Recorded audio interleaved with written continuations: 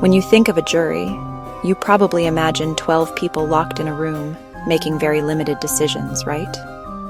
But what if I told you that in China there's a system that goes far beyond that? A system where ordinary citizens don't just decide guilty or not guilty. They actually sit next to professional judges and take part in legal rulings. Yes, you heard that right. Today, we're diving into China's surprising People's Assessor system, one of the most fascinating reflections of socialist democracy.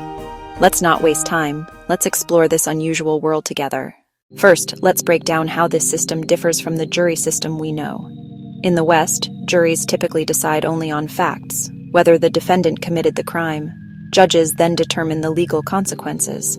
But China's system is far more radical. Here, ordinary citizens chosen as people's assessors sit at the same table as judges. And in most cases, they have equal voting rights. That means they don't just say guilty or not guilty.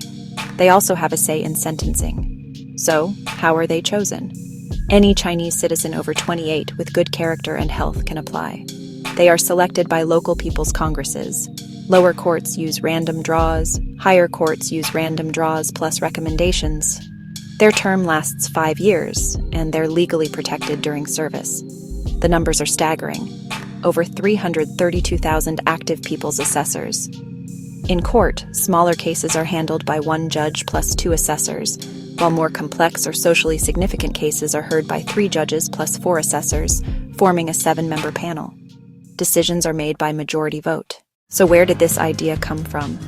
Its roots actually go back to the Soviet Revolution and Lenin's vision. Lenin believed bourgeois law was a tool of oppression.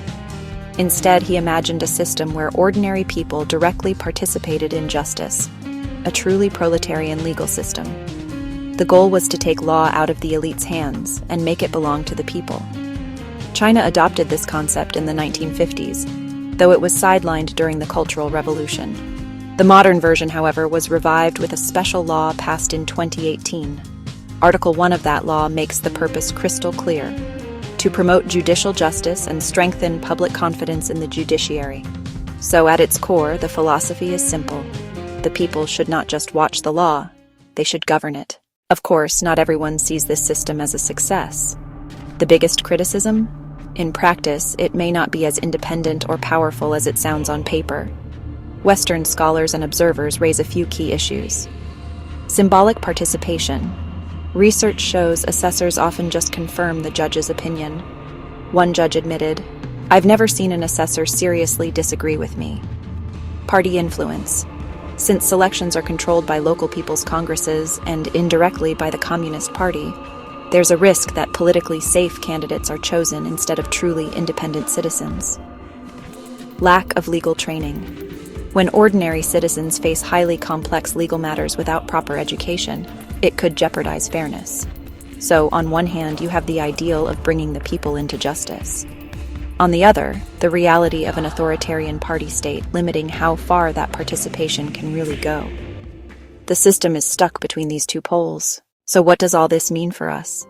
Even with its flaws, China's model forces us to think seriously about how ordinary people could play a role in justice.